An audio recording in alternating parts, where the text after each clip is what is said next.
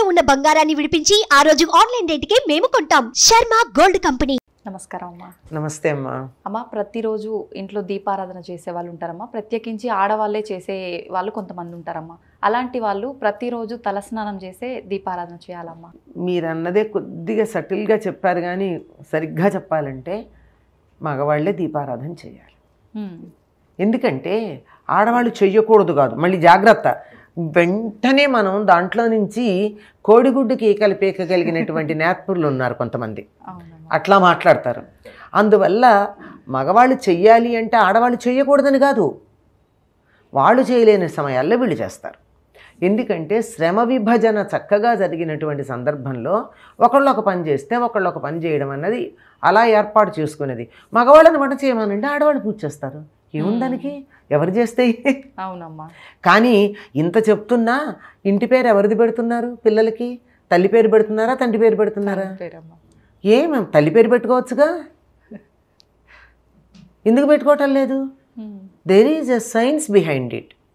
అందువల్ల ఆ మగవాళ్ళు చేసినటువంటి పూజ కుటుంబానికి అంతా వర్తిస్తుంది, ఆడవాళ్ళు చేసినట్టయితే వాళ్ళకే వర్తిస్తుంది దాని ఫలితం. అందువల్ల అందరికీ కావాలి అంటే వీళ్ళు ప్రత్యేకంగా దానికోసం అందరి పేర్లు చెప్పి సంకల్పంలో చేర్చుకోవాల్సి ఉంటుంది. లేకపోతే పద్ధతి అది.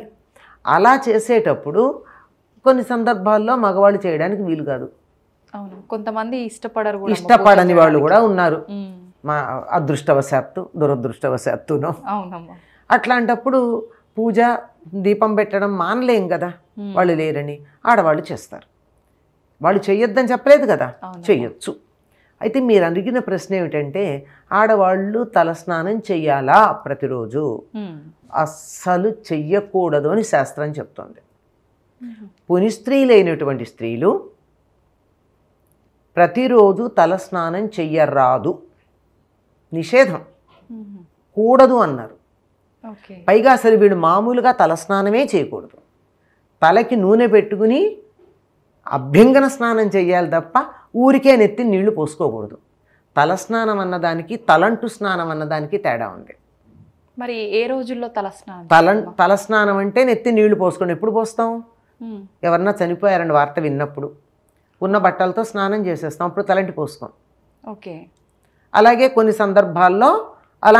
సందర్భాల్లో తల మీద ఉన్నది ఉన్నట్టుగా నీళ్లు పోసుకుంటారు, మగవాళ్ళైనా ఆడవాళ్ళైనా. అది కాక మిగిలిన సమయాల్లో తలస్నానం చేయాలంటే తలకి నూనె పెట్టుకుని తల అంటుకుని స్నానం చేస్తాం. తలంటి స్నానం అనే పదమే వాడేవాడు పూర్వం మనకి. తలంటి స్నానమే చేయాలి ఆడవాళ్ళు, తలస్నానం చేయకూడదు. ఈ తలంటి స్నానం కూడా నిత్యం చెయ్యమని ఎక్కడా లేదు. దీపం పెట్టడానికి తలస్నానం చేయవలసినటువంటి అవసరం లేదు. ఇంట్లో ఏదన్నా వ్రతం చేస్తున్నారు, ఏదో శ్రవణ మంగళవారం, శ్రవణ శుక్రవారం వ్రతాలు చేస్తున్నారు అంటే అప్పుడు అభ్యంగన స్నానం చెయ్యాలి. ఏదో సత్యనారాయణ వ్రతం చేస్తున్నారు, ఇంకేదన్నా శుభకార్యం చేస్తున్నారు అన్నప్పుడు చెయ్యాలి. అంతేగాని మామూలుగా ప్రతిరోజు తలంటి పోసుకోనక్కర్లా. తల మీద నీళ్లు కూడా ఒక అశుభవార్త విన్నప్పుడు కానీ, ఇంట్లో పెద్దలకి పెట్టుకుంటున్నప్పుడు కానీ, తద్దినాలు పెడతారు కదా, ఆ సమయంలో కానీ తలంటుకోకుండా స్నానం చేయాలి. అంటే అశుభానికి తల స్నానం, శుభానికి తలంటు స్నానం, ఈ రెండిటికి తేడా అది.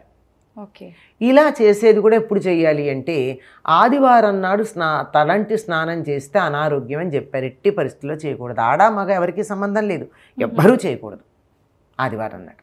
కానీ ఇప్పుడు ప్రస్తుత రోజుల్లో అయితే పిల్లలకు స్కూళ్ళు ఉండవని ఇంట్లో ఉంటామని చెప్పి ప్రత్యేకించి ఆ రోజే అంతేనమ్మా. ఇంకోటి అంతేకాదు, ఆదివారం నాడు చాలా సూర్యుడికి ప్రీతిపాత్రం. ఆరోగ్యం భాస్కరాది ఇచ్చేతని ఆరోగ్యం కావలసిన వాళ్ళు ఆదివారం నాడు నియమాలు పాటిస్తే మిగిలిన 6 రోజులు ఎట్లా ఉన్నా ఆరోగ్యం బాగుంటుంది. మనం ఆదివారం ఒక్కటే నియమాలు పాటించాం. మాంసాహారం తినేవాళ్ళు కూడా ఆదివారం తినకూడదు అని శాస్త్రం చెప్పింది. ఆ రోజు తింటే అనారోగ్యమేట. మీరు అన్నట్టు తలంటే కదా, అది కూడా ఆ రోజే ఉంటుంది. చాలామంది మొత్తానికి మన శారీరక మానసిక ఆరోగ్యాలు చెడగొట్టుకునేటటువంటి ప్రయత్నాలన్నీ మనం చాలా జాగ్రత్తగా పాటిస్తున్నాం, చెడగొట్టే ప్రయత్నాలన్నీ. కనుక ఆదివారం నాడు చేయకూడదు. దీనికి పనికొచ్చేటటువంటి రోజులు ఏమిటంటే బుధవారం, శనివారం, సోమవారం, ఇవి తలంటు పోసుకోవడానికి పనికొచ్చే రోజులు. ఈ మాట అంటే ఒకళ్ళు ఎప్పుడో అన్నారు, శుక్రవారం నాడు ఆడవాళ్ళు తలంటు పోసుకుంటారు కదండి, శ్రావణ మంగళవారం పూజ చేసేటప్పుడు ఆడవాళ్ళు తలంటు పోసుకుంటారు కదండి, అదలా ప్రత్యేకమైన రోజులని చెప్తున్నాం కదా. సామాన్య నియమం వేరు, విశేష నియమం వేరు. సామాన్య నియమం ఒకటి ఉంటుంది, ప్రత్యేక నియమం అంటే శ్రావణ మాసంలో మంగళవారాలు మాత్రమే పూజ చేసుకునేటటువంటి వాళ్ళు మాత్రమే ఆ రోజు పోసుకుంటారు. శ్రావణ మాసంలో శుక్రవారం మాత్రమే ఆ రోజు వరలక్ష్మి వ్రతం చేసుకునేవాళ్ళు మాత్రమే ఆ రోజు చేస్తారు. అది గుర్తుపెట్టుకోకుండా ఆ నియమం ఇక్కడికి పట్టుకొచ్చి పూర్తిగా వినకుండా, పూర్తిగా చదవకుండా, ఒక వాక్యాన్ని కూడా పూర్తిగా వినకుండా ఇలాంటి సందేహాలు, విమర్శలు చేయడం మనం గమనిస్తూ ఉంటాం. కనుక మగవాళ్ళు మాత్రం ఎట్టి పరిస్థితుల్లోనూ తలంటి పోసుకోవాలంటే శనివారమే చేయాలని చెప్పారండి. ఆడవాళ్ళు కూడా శనివారమే మంచిది. కాకపోతే శుక్రవారం కూడా ఆడవాళ్ళు చేయొచ్చు, మగవాళ్ళు కాదు. కూడా అని ఎందుకు అంటున్నామంటే శుక్రవారం కూడా, శుక్రవారానికి అధిపతి శుక్రుడు. శుక్రుడు భోగకారకుడు.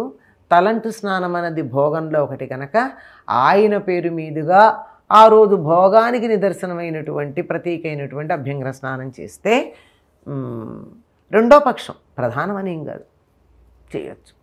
కానీ మనకు అలవాటు ఆడవాళ్ళు అంటే శుక్రవారం తలంటు పోసుకోవాలి అని అలా వచ్చింది. అమ్మ, మరి ఆలయాలకు వెళ్ళేటప్పుడు కూడా ఇదే పద్ధతి పాటించాలమ్మా తలంటు స్నానం విషయంలో? అంతేనమ్మా. ఇప్పుడు ఏదన్నా వేరే రకాలైనటువంటి ఇబ్బందులు ఉన్నప్పుడే స్నానం చేయాలి. తలంటు స్నానం అంత మాత్రాన ప్రతిరోజు చేయాల్సిన అవసరం ఏం లేదు. ఓకే అమ్మ, కొంతమంది అంటుంటారు అంటే నాన్ వెజ్ తింటుంటారు కదమ్మా, నాన్ వెజ్ తిన్నాం కదా, మరి మేము తలస్నానం చేయకుండా దీపం చేస్తే దీపారాధన చేస్తే మాకేమైనా దోషం వస్తుందేమో అని అనేవాళ్ళు కూడా ఉంటారు కదమ్మా. అట్లా చేయడం వల్ల తప్పేమి ఉండదమ్మా? అట్లాంటప్పుడు చేయాల్సిందే కదమ్మా, అటువంటిప్పుడు చేయాల్సిందే కదా. అంటే వాళ్ళ మనస్సులోకి ఎప్పుడైతే వచ్చిందో, శాస్త్రం ఏం చెప్పిందో తర్వాత ఆలోచిద్దాం. మేము నాన్ వెజ్ తిన్నాం కదా, తలస్నానం చెయ్యండి, మేము దీపం ఎట్లా పెడతామంటే నాన్ వెజ్ తినడం అనేది సరైంది కాదు అనే సంగతి వాళ్ళ మనసుకు తెలుస్తోందిగా. ఒకవేళ పర్వాలేదమ్మా నాలాంటి అమ్మాయి మీ అలాంటి అమ్మో చెప్పింది అనుకోండి, వాళ్ళ మనసులో ఉన్నటువంటి గిలి అంటారే, గిల్ట్ కాన్షియస్, అది ఊరుకోదు. అది చాలా ప్రమాదకరమైంది.